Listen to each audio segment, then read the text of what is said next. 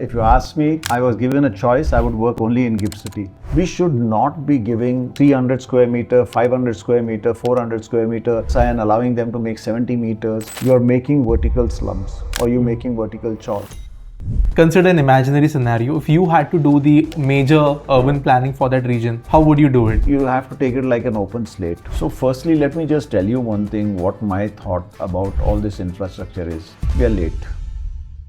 Nagar, what they call Statue of Unity, to visit from here to Baroda partly, and then you come back. So what has happened today is people are going from Baroda and Ahmedabad only, and they go in the morning and they get out.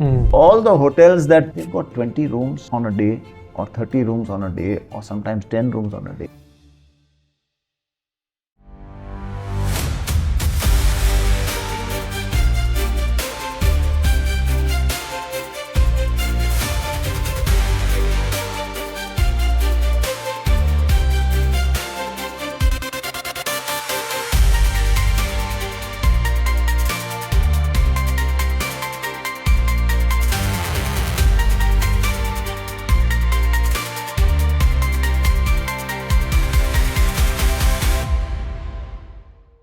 Today I have with me India's one of the most prominent architects, Mr. Reza Kabul. He has played a pivotal role in defining the skyline of Mumbai. He has made his journey through designing buildings in all parts of the country. GIFT City is something he has worked prominently in, and today we'll be discussing about that as well. We'll also talk about what role policy plays in defining a city structure and its urban plan, and much more, and also his journey to become a world-class architect. So join with us today on the Indian Infra Show to have a conversation with Mr. Reza Kabul. Let's talk more about infrastructure. A lot of cities, Mumbai, Bengaluru, Chennai, all are getting new metro lines, new highways, new connections. This will all help in maybe de-densifying the city, making the connectivity better. But in terms of what kind of buildings get made, or I would say become possible because of such infra? How do architects see it? So firstly, let me just tell you one thing, what my thought about all this infrastructure is. We are late. We are late in the infrastructure.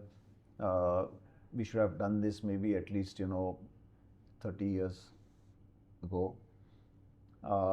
And whatever we are doing today is for today.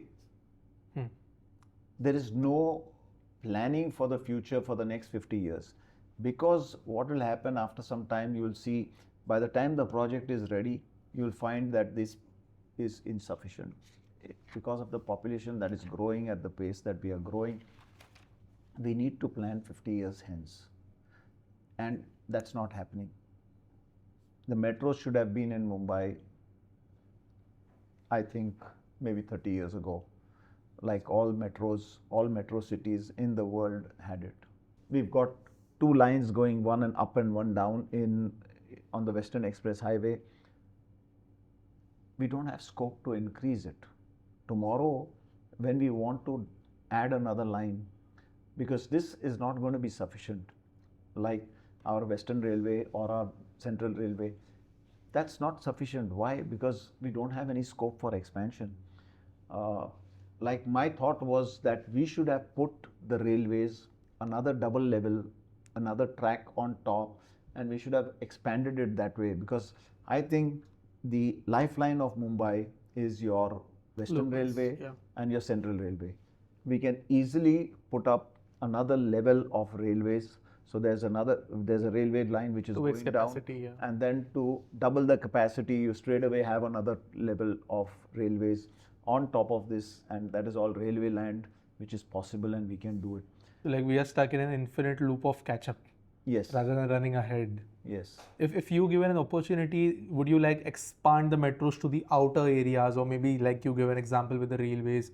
Would you like take decisions that will take these connectivities to places that are not needing the connectivity right now, but might need in future? I would say you may not do it today, but you got to plan it today. Okay. So you have this thing, maybe that this development of this part of the city, like we are talking of Dharavi, or we are talking of your BPT. So we plan the infrastructure, we plan the road network, we plan the metros that is got to go there, all that today. Like, I'll just give you an example. We were doing a redevelopment in a project in Mumbai in Juhu. It was on that Lokhandwala circle. The municipality gave us an approval for the redevelopment. We got the IOD. The developer was in a process of moving the members of that building and going to, sending them out on rent and then pulling the building down and taking the CC. But when he went in the process of getting the CC, MMRD, there was this thing that go and get approval from MMRD for the metro. When they went there, they found that the metro line was supposed to take a turn and go, and between these two buildings that is there, the metro was supposed to go from the center of the two buildings and go ahead. So there is no relation, or there is no connectivity, or there is no dialogue between two different agencies of Mumbai alone. Now, if you do not have that, how are you going to develop the city? There is no planning. There is no dialogue between two agencies. There are so many different agencies approving, like we've got SRA, we've got BMC, we've got MMRD, we've got BPT, we've got MIDC. So we've got so many these things alone in Mumbai. So I read about that the entire city has been mapped to be like a digital twin, so that all these things can be sorted out. But is the process too slow? Yeah, it is slow, and we are behind time. What I'm trying to say, we are behind time. We have to move fast. We have to get into the fast track mode to get all these things streamlined. So my next question would be on identity of Indian architecture in this century. Like, for example, there is the Dravidian architecture, there is some Rajasthani architecture. Every place in our country has some history, some history to the city. But when we are building buildings right now, we often tend to copy Western ideas or what worked over there. Do you agree with this? How do you view this basically? So I'll just give you an example of a Jaipur city. And in Jaipur city, we have a particular character of that city, and it's a very nice character. It's got a heritage, it's got a story, it's got something which is, when you land in the airport only, it's called the pink city, and everything follows that. But you come out of the airport and you see there are too many modern structures. They don't speak anything about the city. There's a total disconnect between the old and the new. Even if you go to that downtown, the main road, I'm not recollecting the name, there's one building that has come up. It's a glass building, and it's a mall cum commercial building, and it's total disconnect. I mean, first time when I saw that building, I said, my God, why did they do such a building when we have such a nice culture, we have some nice history in that city, and you're just going ahead and disconnecting the whole thing, and you're coming up with a building which doesn't talk anything about the city. It's like a building picked up from some other country and just plopped over there without thinking. I mean, that should not be the case when we are doing some building. Yes, you can take some modern elements, but there should be something which talks about the city as well. So it doesn't have that. Do you think like certain cities need laws? Like I remember the case from Paris, where that one skyscraper came up and people were angry that it takes away the look of the city, and now basically nothing can be more beautiful than the Eiffel Tower in that city. So do you think cities like Jaipur, Jodhpur, or cities which have heritage need certain laws? Yes, it has to be there. I did a project in Bhutan and in Thimphu, and the skyline is defined. So we did a hotel, and we had to follow the facade language that is there, in the city. And at first I thought it was too much they were imposing on us. But when I started looking at the city and I saw all the buildings around it, and when our building was completed, I thought that they were doing the right thing, because, it's like you're speaking one language and you're speaking that unity, that skyline, everything is, great. So, and when you're in that city, you know everything, and cities should be like, museums. It should be like a tourist destination, especially when that Jaipur is a tourist destination.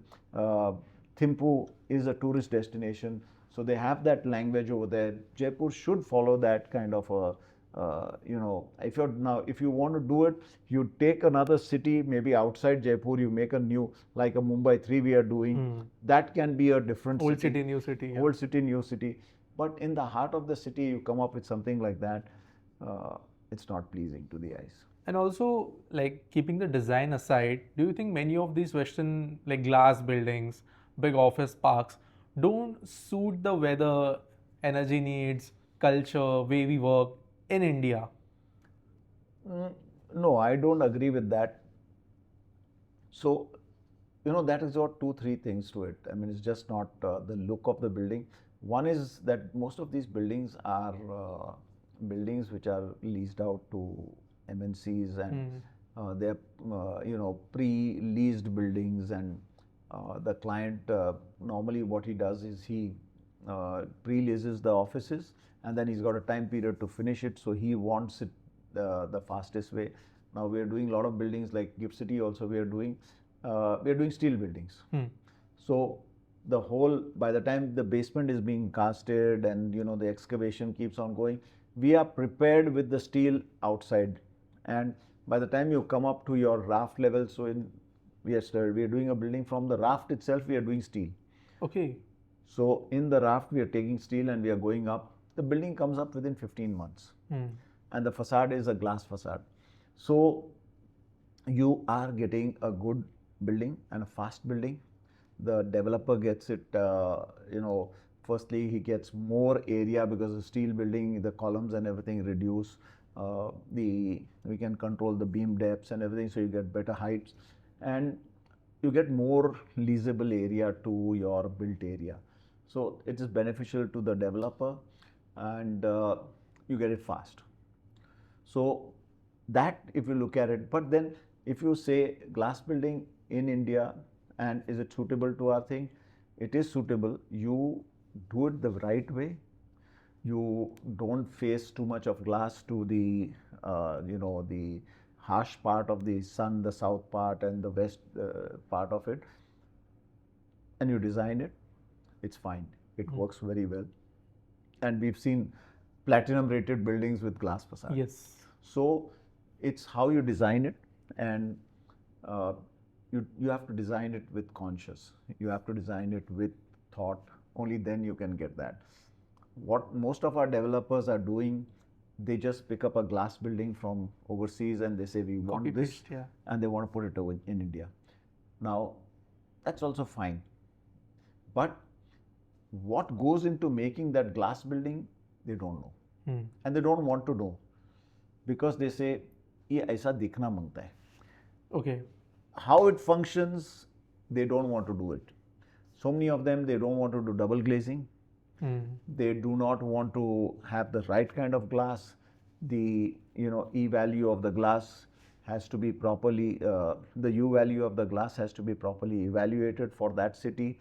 All those things, they don't want to do that. We are doing some buildings which has got triple glaze. Why we are doing that? One is for the sound, second is for the heat to cut off, and a lot of other aspects that are there. So you have got to do a lot of thinking, a lot of engineering. It's not only the look of the building, but then you have to do it rightly. So, sir, as an architect, there's always a first step whenever projects comes in, the first step of design. How does the process works in an architect's mind when they first get a project till the time of delivery? So if you ask me, I would say I'm like a child. When a child is given a new toy, he's really excited and he wants to really, experiment it, experience it, and play with it. And that is everything, that for that few days or for the few times, that the toy revolves around the child's this thing. So for me, it's the same thing. Whenever I get a project, I'm really excited. You start, placing yourself in the end user. How, if this is the land, what is the views that you will be getting? What is the surrounding? How will I live over here if I have to live here? So that's my the way I look at a project whenever it comes in. Maybe somebody else looks at it at a different way, but that's me. I'm the child in me comes out and it starts really, getting excited and looking at the project and taking it forward. In the conversations we have had before, you have told multiple times that one of the best places to work in has been Gift City. I want to know from you as an architect, what kind of freedom that city gives or why it is so fun to work in? Wow, that's a great question. And if you ask me, if I was given a choice, I would work only in Gift City because it's the flexibility that you have, the bylaws that is there. There are parameters which are fixed. When you design the building, after doing all the parameters and the guidelines, you submit the building for approval. It's a very single window clearance. We submit the architectural drawings along with the structural drawings with the MEP and your facade consultant. So everything is submitted at one go and you get the approvals. The turnaround time is very fast and they are open to something new. They want different kind of buildings. They want really good looking buildings, and that's how I love working in that place. Gift City is a pre-planned building. What I mean by pre-planned, all your services are in place before you get into the project. So you just get into the project. Once you approve the project, you start your construction. Your air condition is available at the tunnel. It's a central district cooling. Your drainage is at the tunnel. You just connect it with it's like a plug and play. No garbage trucks on this city. It's all sucked by vacuum. Everything is very streamlined. You don't see any air conditioning boxes hanging outside. There are no grills allowed, no box grills allowed. So there is a very clean and a very straight guidelines and a bylaw that's not too thick, something which like we have in Mumbai and other cities. This all conversation is about people who are developing the city, people who are designing the city. But consider an individual who wants to stay there or wants to work over there. For them, how is Gift City? Can we say it's a good place to live in? So initially when Gift City started, it was only commercial. There were designated these things, but nobody came in with residential projects over there, and it was only commercial that came in. So initially it was a big challenge. People didn't want to live there. People didn't want to work there, right? Live there was out of question because there was no residences. Now the residences have come in. There is a school there. There are a couple of hotels which have come in. So now there's a mall which is planned.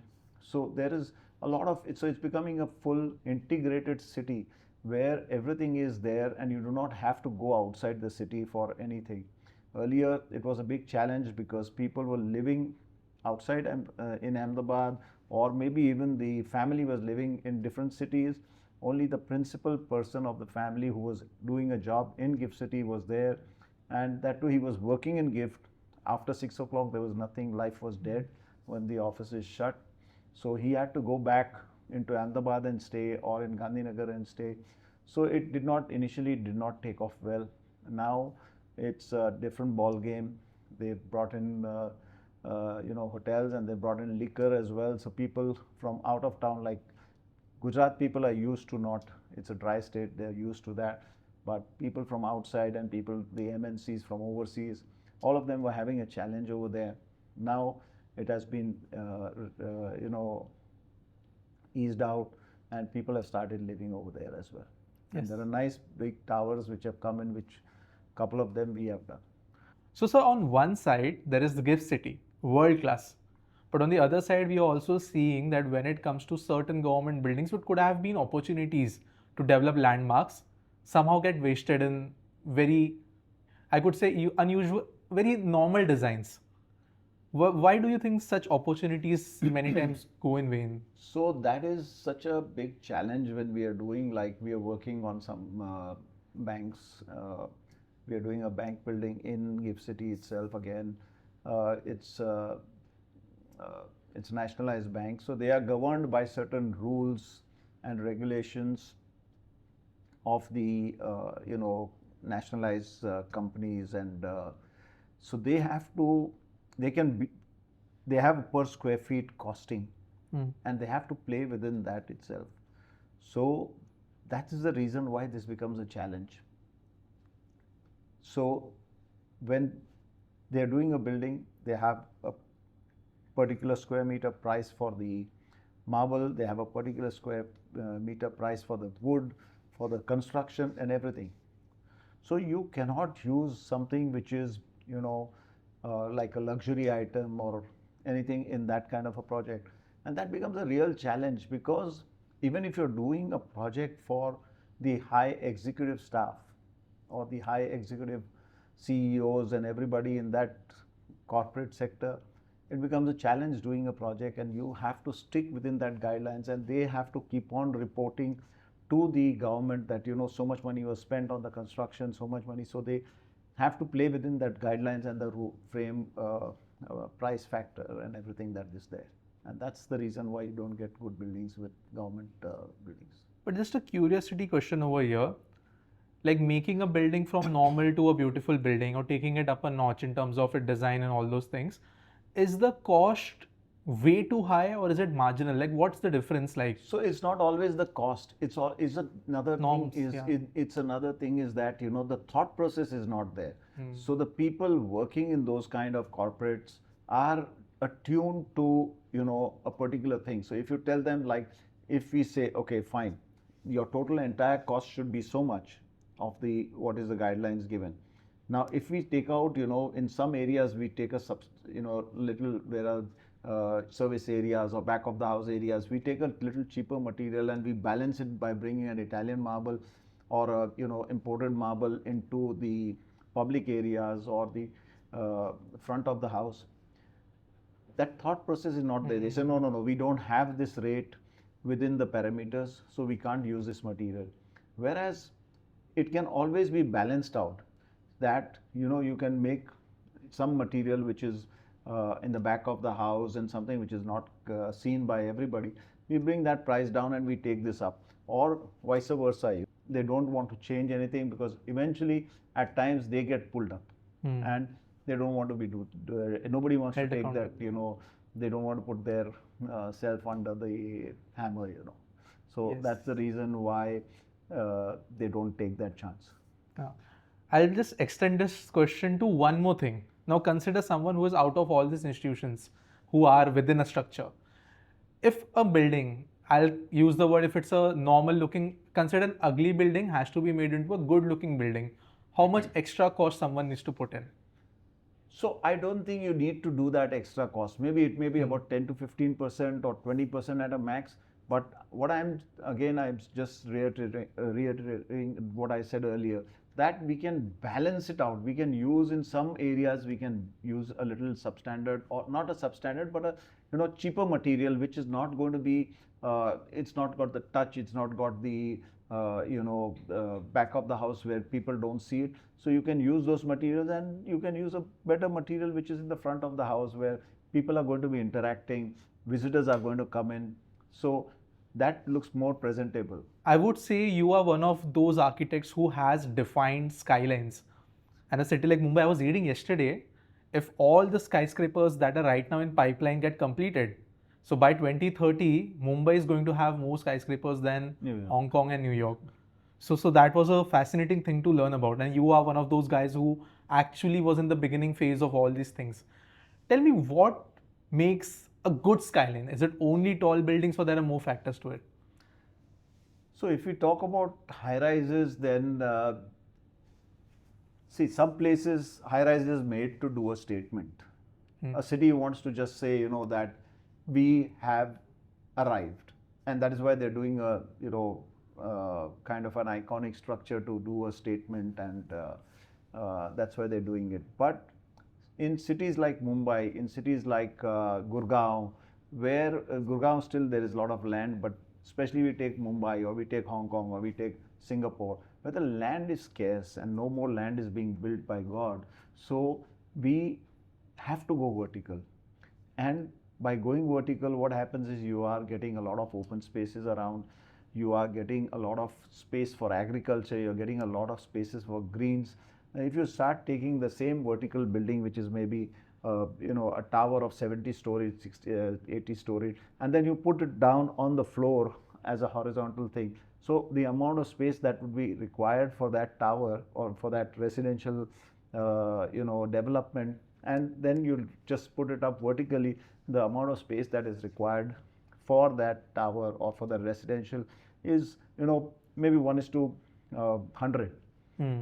So when you're doing that, you're getting more greens, you're getting more open space, and that is the need of, because we need farming land, we need places for people to recreate, sit down, we need spaces so that the water percolates into the ground, we get more groundwater.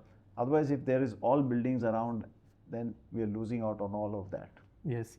And so if I could see cities with great skyscraper culture going on, it would be number one Mumbai, second would be Hyderabad, and I think a distant third would be Gurgaon, Noida.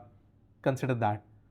But in your perspective, in the next coming, consider 30 years, how would you see cities changing in terms of how much skyscrapers do we get?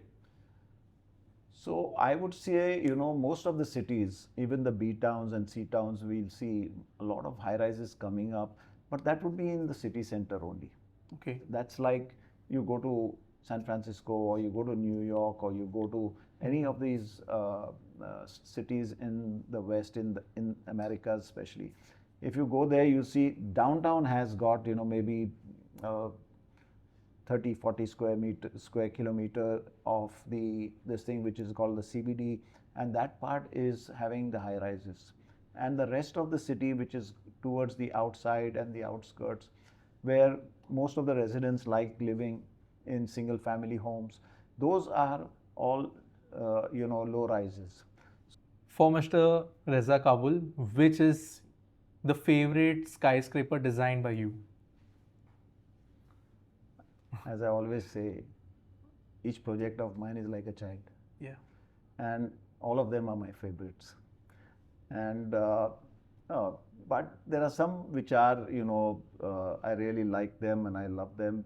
Like the first one that I did, that was the first tower that we did in Mumbai. It was the first tallest tower of India at 153 meters, 154 meters rather.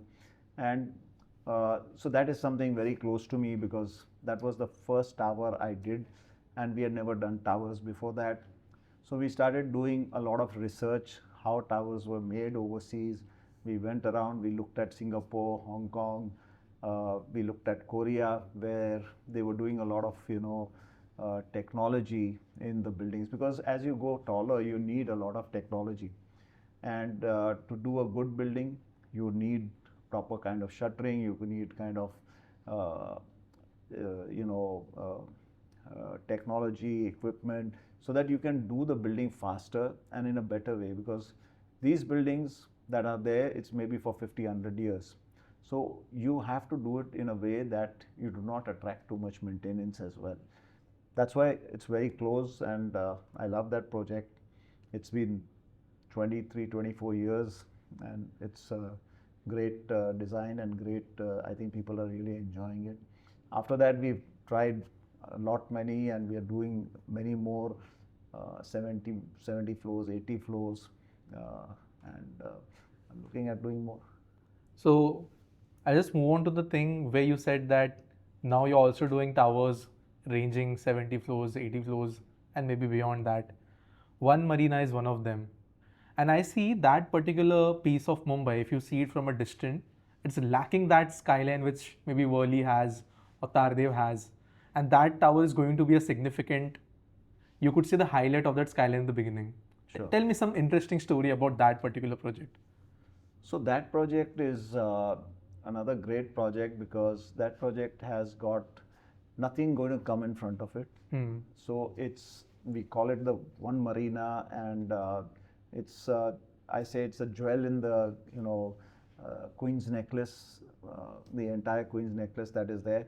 We're not having too many high rises on that because it was in CRZ initially, and now that it has come out of CRZ, I mean, we got relaxation over there.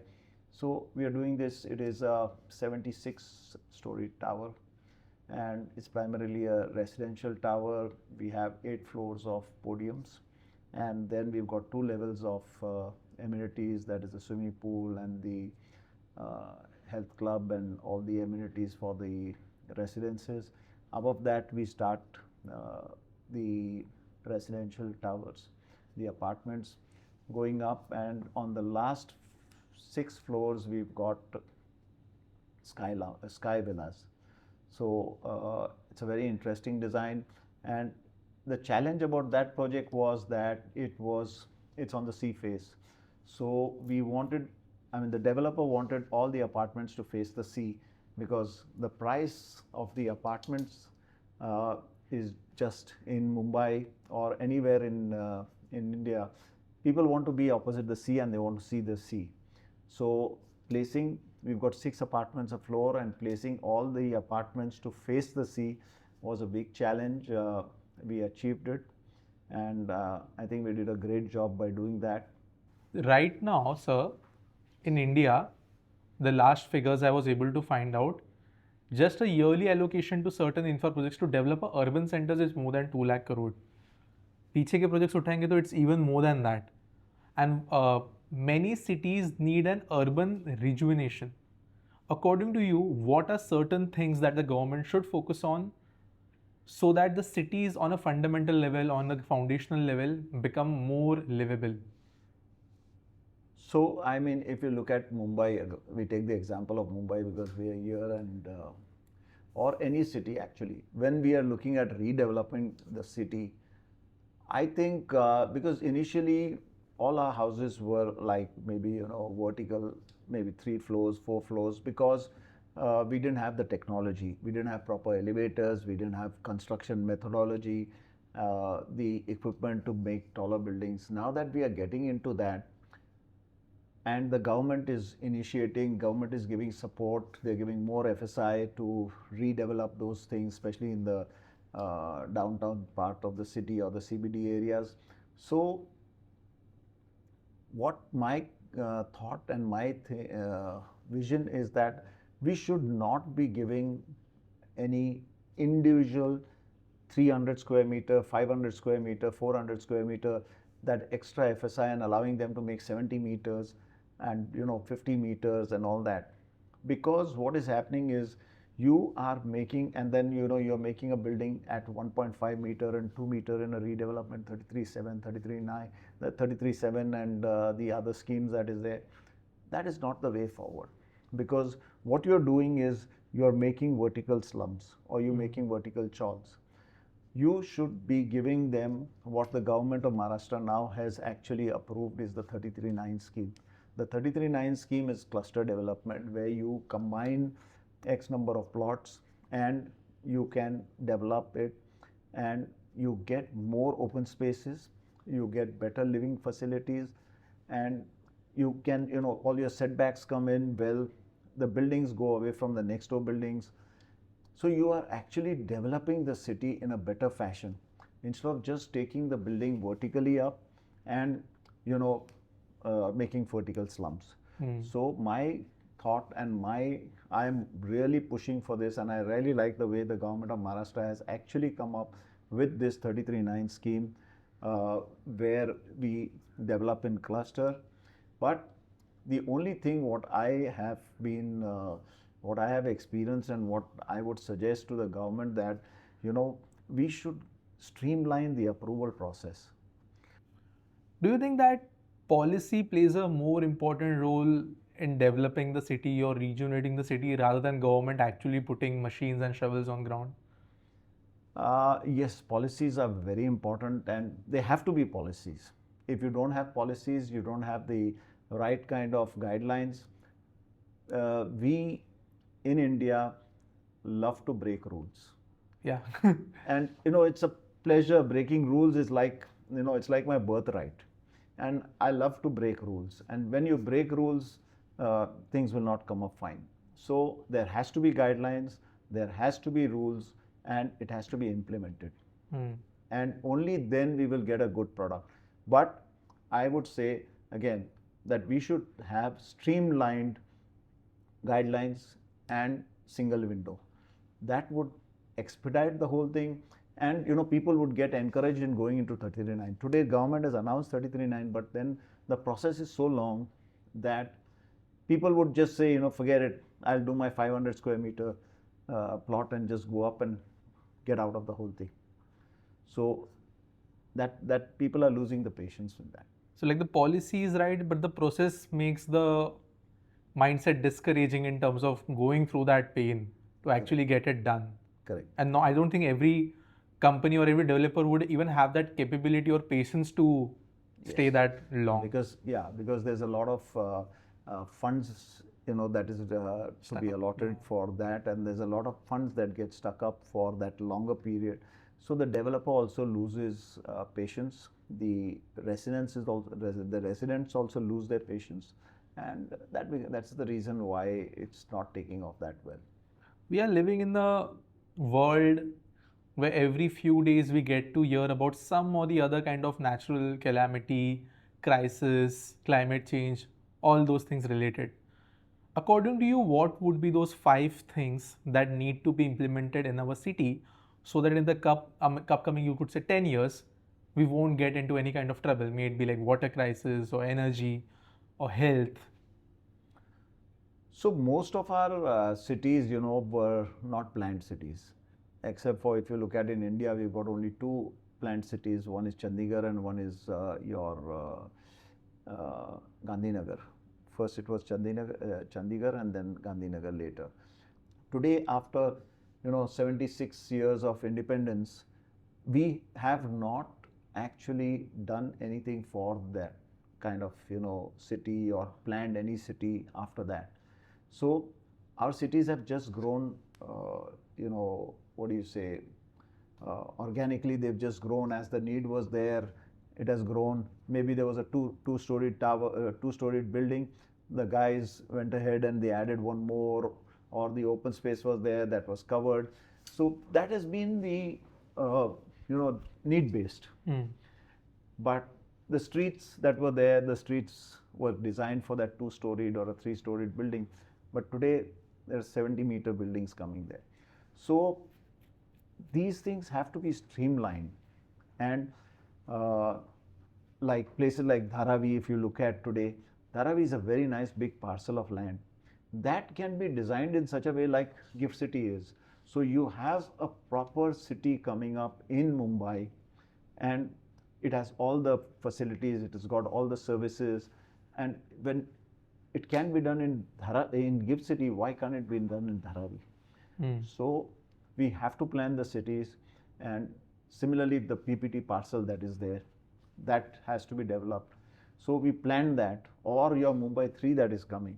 We first do all the infrastructure right, and then we go ahead and we do the city. We just don't start doing a development plan and just giving it to them. That development plan should have all the infrastructure first, and then the city has to get in. My next question was about Dharavi. So just another perspective about Dharavi I want to know from you. If you see, it's a very prime piece of land when it comes to location, almost in center of Mumbai, bordering all important areas and all that. So it's a big opportunity. If like, consider an imaginary scenario, if you had to do the major urban planning for that region, how would you do it? So yeah, you have to take it like an open slate. Yeah. It is got to be an open slate, a clean slate, and you take that fabric and you start from scratch and you start designing it. Yes, I understand that there is a lot of challenge, because something like Gift City was an open land and it was done. Here we've got a lot of the slum dwellers, and it has been home for them for maybe decades, decades. And for taking them out from that place and putting them into a new place is a little It's not a little, but it's a great challenge. So, but still, I think we can do it if we do it right, if we actually do the thought process first, and then we get into actual physical working. Because I think, most of the time we are always in a hurry, we are in a rush to start a project. But that's not the way that things are supposed to be done. You have to plan first. On paper, you can do hundreds of options. You can do n number of options. You can just draw it and then, erase it. But once you actually physically start working on it, that is the time when you cannot go wrong. So I would say, I would actually first get onto the board, and then we would actually start designing it in a proper way, putting all the infrastructure in place, and then we get it. So of course, the master plan is done, and sector-wise you would pick up and you start doing the construction. And then eventually when the city is ready, because Dharavi is a central point today, as you said. From there you can get into Pune, you can get into Thane, you can get into Mumbai, and with the coastal road connectivity, you can get into any part of the city. So it's a very prime location, and with the proximity to BKC, where actually it's the CBD now today. So it will be a great location and great project for the city. Yes. So sir, we spoke about Dharavi. It's an opportunity. Mumbai 3, it's an opportunity. All is in future. But there are certain landmarks already built in our country. We had the Central Vista project, the new Secretariat buildings. We had something like Statue of Unity, that entire structure, and some other things as well. Some may be a decade old, some may be very new. How do you see these projects if you take one by one individually? Because these are of cultural importance. So I'll tell you something about, firstly, because I'm working in that zone, that's why I would like to take that first.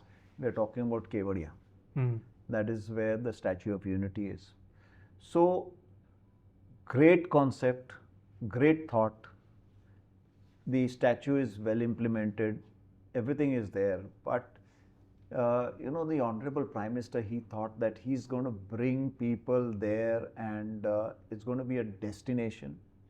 And they gave a lot of approvals for hotels and everything. But the problem that is there, the infrastructure, the connectivity. Today, if I want to go to Kevadia, Ekta Nagar, what they call Statue of Unity, to visit, the problem is approach.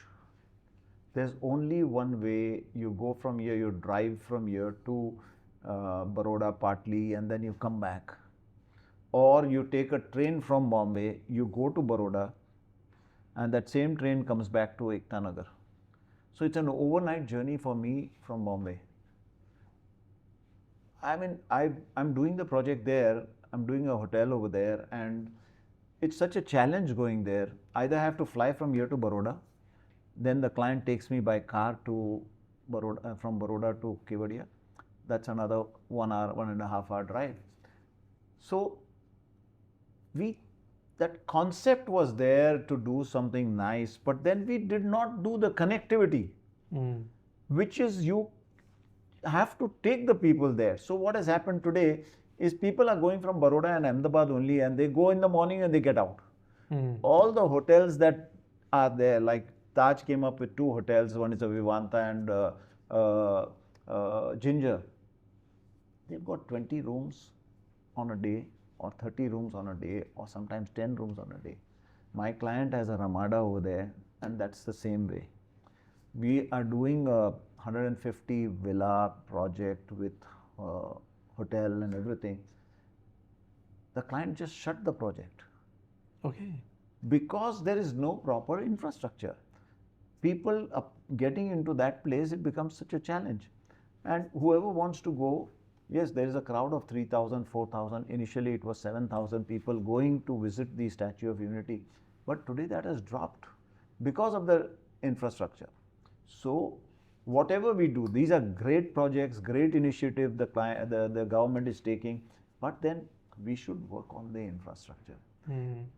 So, that is first thing that we should do, like to, I mean, if you talk about GIFT City, other things, they are bringing the infrastructure first in and then they are allowing the development. They are doing this. Here, we should have done that, which we haven't done, and it's a challenge. So that is like a monument that India should be proud. It's the tallest statue in the world. It should have been thought of. So in some aspects, we have failed, in that such a beautiful monument and such a beautiful location and everything has failed because of the approach, because of the infrastructure. If you take as something as the Central Vista, yes, Central Vista it's at the heart of Delhi, so you can't go wrong. We needed a new parliament, no doubt about it, and it has been done, and I think it has been appreciated. Yes, there are a lot of people who criticize it. So whatever you do today, there is always two sides to it. There are two sides to a coin. There will be people who will support it. There will be people who will be anti. But that is a good thing, I think, because that actually gets the best out of people, and I think it's a good thing. It can be this thing. So if we talk about Central Vista, good project, and it's been taken over by the government, and we needed a new parliament. It was done at the time of the Lutyens. It was done by that time, and a submission is that whatever we do, we cannot start thinking of a project in isolation. You have to think about everything of the project, right from connectivity, from what is the impact that is going to happen in the, because once the project comes up, and how it will be approached and what is the connectivity. Infrastructure, I think, is the foremost this thing to any development. We were talking about GIFT City. Very close to GIFT City, there's Ahmedabad, and there is the Taj at Ahmedabad, which is, I would say, has become one of the landmark structures over there. You have designed it. What was the experience? What was the thought? What was the story behind it? So we started this building almost 8 years ago, and when the client took me to the site, he showed me the site. Sindhu Bhavan Road was like a desert. There was nothing on Sindhu Bhavan Road. There were few farmhouses, and there was a narrow street which was leading from the SG highway. Sindhu Bhavan Road was a very small road. Hardly any few bungalows were there, farmhouses were there. So I thought to myself, I asked my client, boss, are you sure you want to make a hotel here? And the investment that we are talking is 365 rooms, is going to be a 5-star. Ahmedabad actually at that time didn't have too many 5 stars. It was only a couple of them on the riverfront, and they were also not doing well because Ahmedabad basically there's a liquor issue. They don't have, it's a dry state. So a lot of people don't want to this thing. And then it was not a progressive city at that time as well. So after that, if you see Ahmedabad in that period, that was, if you take 8 years ago, today is 2026. So it was about, I think, 18 or 17 that we started the project. And at that time, there was nothing on that street. So when the client told me, he took me to the site, I said, my God, it was so dusty. It was a summer, and I said, my God, this guy's gone crazy. We are doing a 365 room hotel here, and we are going to have 2 commercial towers with retail over there, and there was nothing around it. But the government had given an incentive, and the government wanted that area to grow, and they were giving, whatever you do, if you're doing a hotel, whatever area you do, the FSI, if it was at that time, I don't remember how much the FSI was, but the FSI for the commercial, and whatever you would make in the hotel, that would be extra FSI for the commercial. So they were getting an incentive in that, and so the client wanted to do it. So we started the project, and we finished the hotel. It is 20 floors and 3 basements. We finished the whole project in 36 months. A very fast this thing, because there was a incentive from the government if we finished it before the 31st of March 2020. So there was an incentive for the client. So we went all out and we finished the project. The client was literally staying on site, and to his bad luck or his good luck, we hit COVID. And when it hit COVID, he had the workers staying on site itself. And he was also on site, and we finished the project. The whole laborers were on site. And I was stuck in the US for almost 8 months because of COVID. There were no flights, but we were on video calls, and we did the project on video calls with drawings. Of course, technology was there, so we could do it. But it was a great project, and we finished it in a very challenging time. And it's operational for 5 years plus now, and they're doing great business. And Sindhu Bhavan Road has totally changed. The third ring road has come in, and it's touching the third ring road. So from there, you can immediately get into Gift City. I think in 20 minutes, you're in Gift City from there. And to get into city again, another 30-35 minutes. From airport, it's about 1.5 hours, depending on the traffic time. Let's move on to your journey now. I just want to know like a story from you, how you became an architect, what was the story behind it, your journey till now. You're one of the most prominent architects in India right now, I would say in the world right now. So how did the journey begin? Thank you for that appreciation, but I never knew I'm going to be an architect, and I started my journey. I wanted to be an engineer. I mean, I was forced to be an engineer, kind of a thing. It was like, in my time, the parents always said, you've got to either be a doctor or you got to be an engineer, or if you don't get into any of them, then you have to be a dentist. There was no other field that people used to talk about. They used to just talk about these three fields. So, and when I did my 12th HSC, I was hunting for colleges. At that time, we could go to different cities and we could appear for exams. So I did a few cities, and I went to Baroda as well. And I wanted to get into civil engineering. That's what construction was always, something that attracted me. So when I went there, I happened to stay with a family friend, and he was in architecture. He was in 5th year of architecture, and he was doing his thesis. And I saw his colorful drawings and everything, and that time they were working with, rotary ink and various colors and methodology. There was no computers at that time. It was all sketching and drafting and all. So I saw that and I said, what are you doing? So he said, I'm doing architecture. I said, what is architecture? So he said, we make buildings, we design buildings. I said, but what does a civil engineer do? I thought a civil engineer designs the building. So he says, no, civil engineer will design the structure, or a structural engineer will design the structure of the buildings that we actually design. So then I started, when I was staying that 8 days period before the exam I was staying with him, I started looking at those things, and it really interested me. And in fact, he had a few friends, because at that time, we had to do, on computers, one person can do a lot of things. But at that time, we had to do rendering and just, shading and all those kind of things. In fact, I started joining them and, doing that.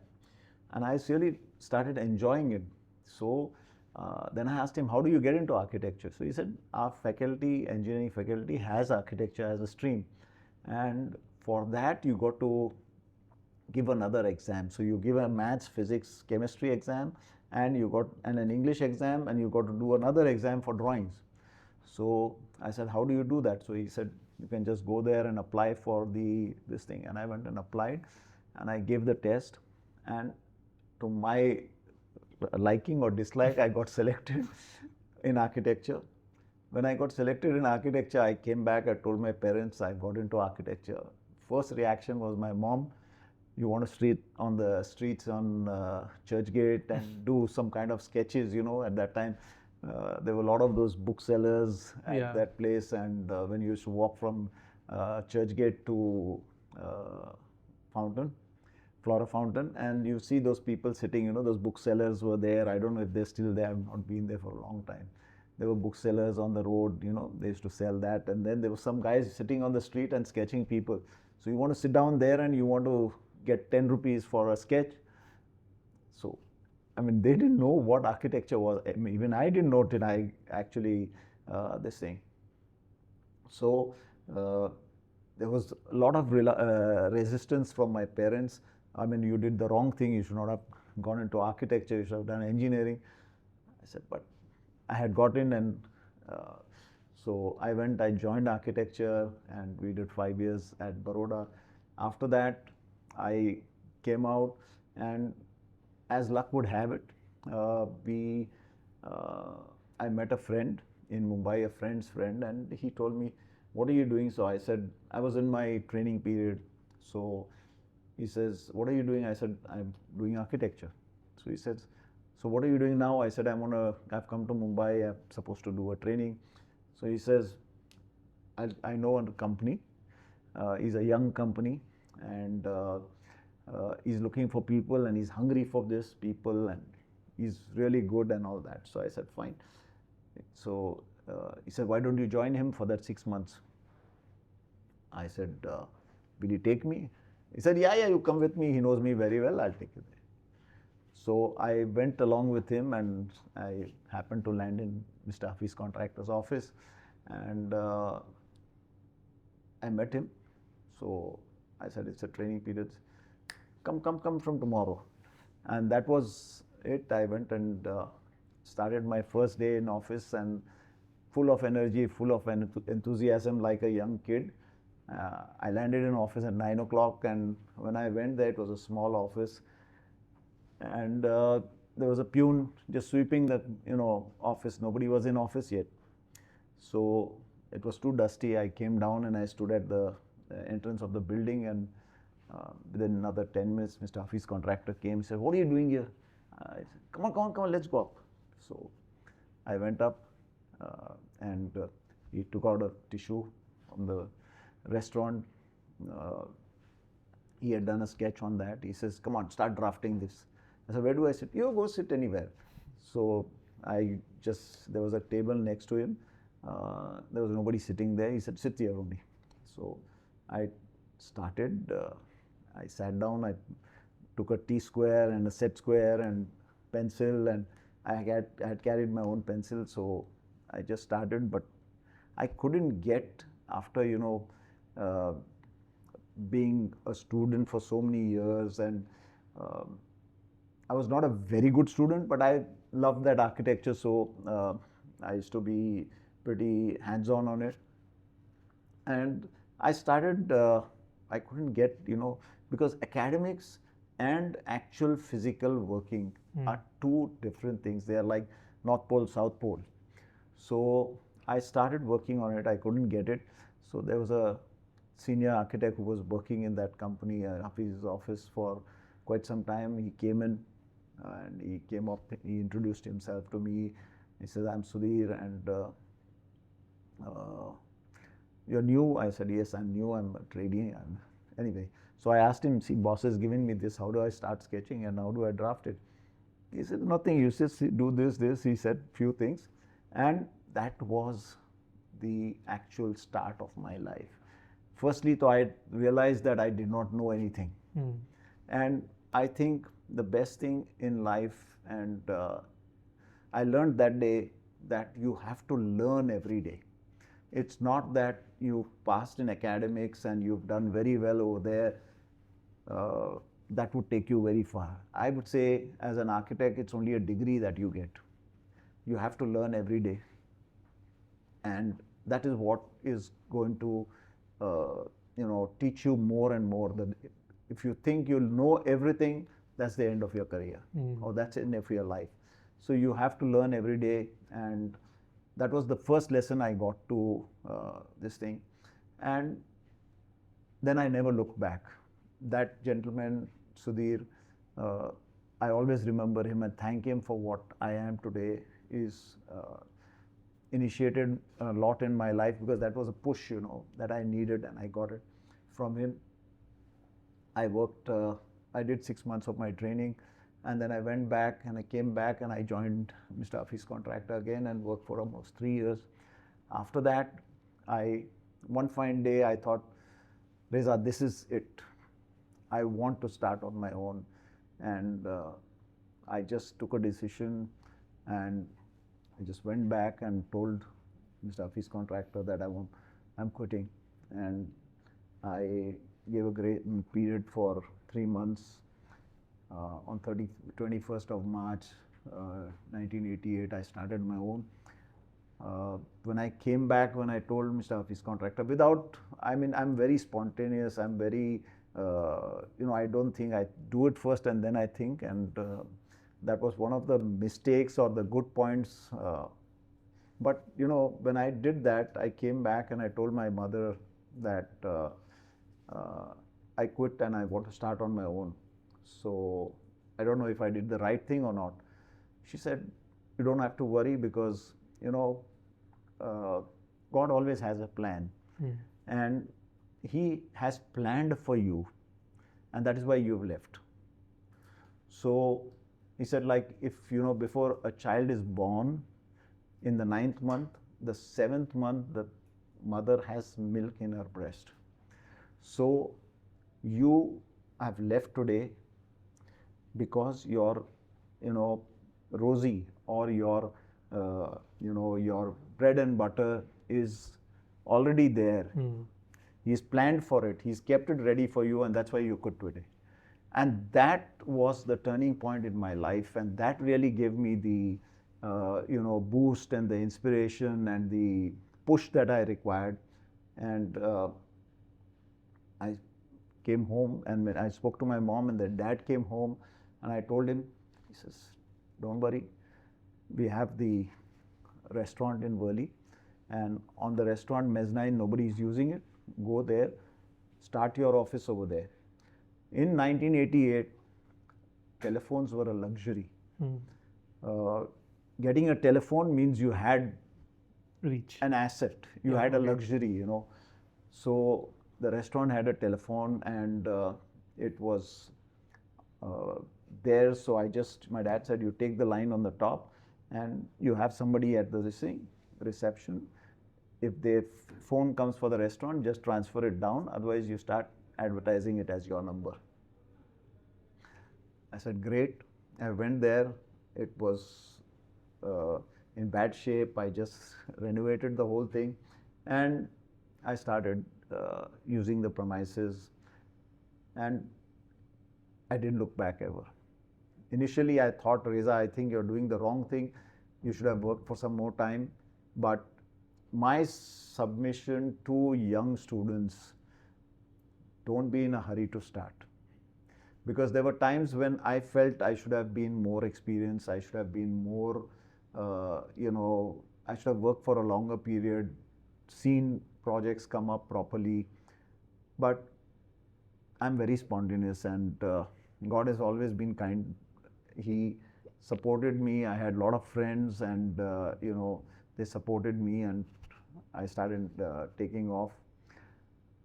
But this is life, So as my mother said, God has a plan for you, and that plan was already there, and I didn't look back.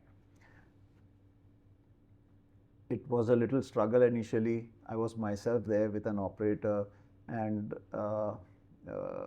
2 draftsmen, and we started.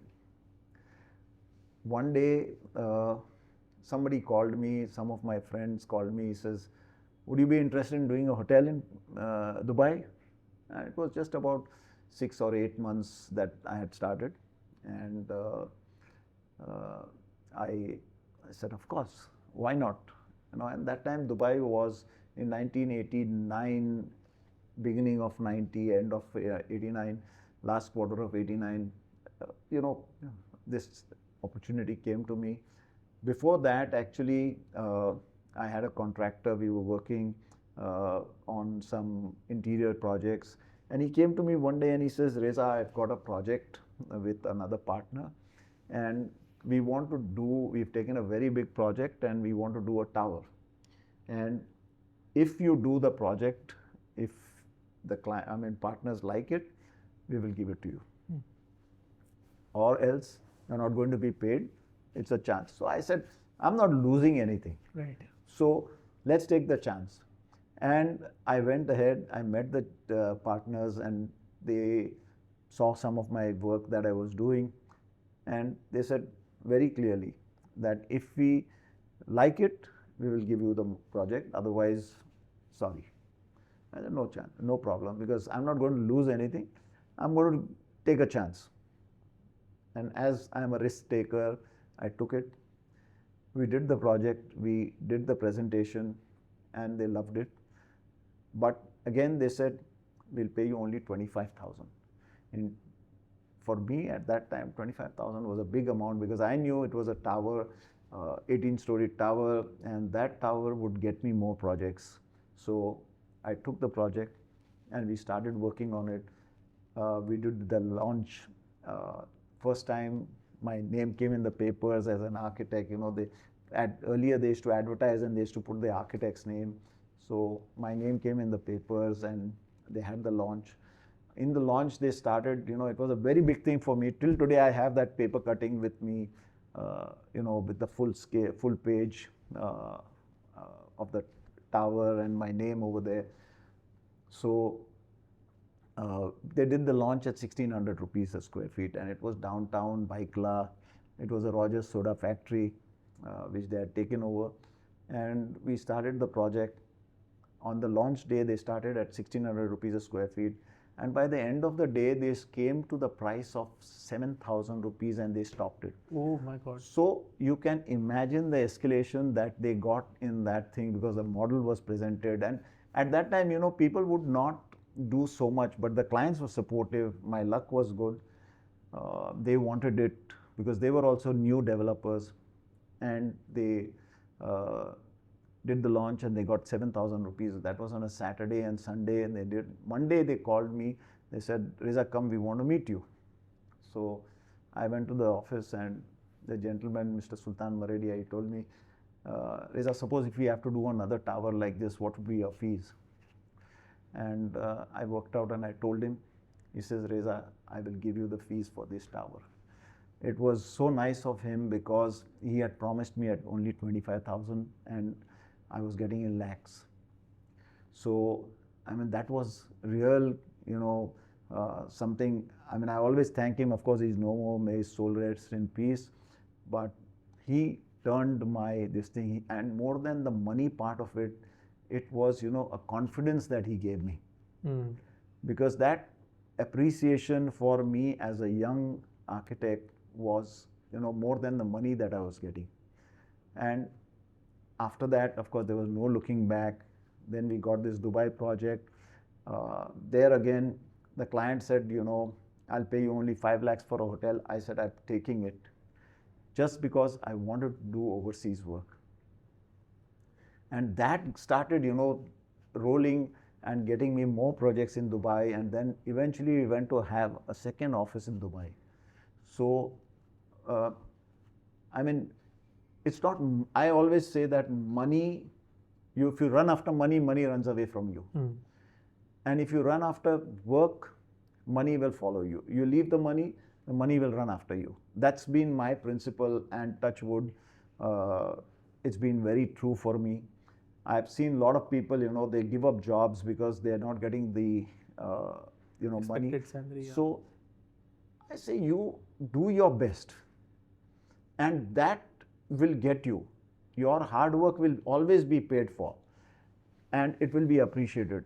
That would bring more projects to you, and, you know, life would change, and it did in my case. And I'm very thankful to my God and my parents and the friends who supported me, and I'm today what I am today. Okay, I'm going to do a rapid fire with you. I'm going to name projects, and you should tell something about it, whatever you feel about that thing, in less than 5 words. Okay? First would be Burj Khalifa. uh, excellent. Uh, it's a statement, and Dubai always loves to show that it has arrived, and they want to do the first and the best. Marina Bay Sands. It's a statement again, and I think it's changed the whole way how Singapore was. It's totally changed, and it's again a statement.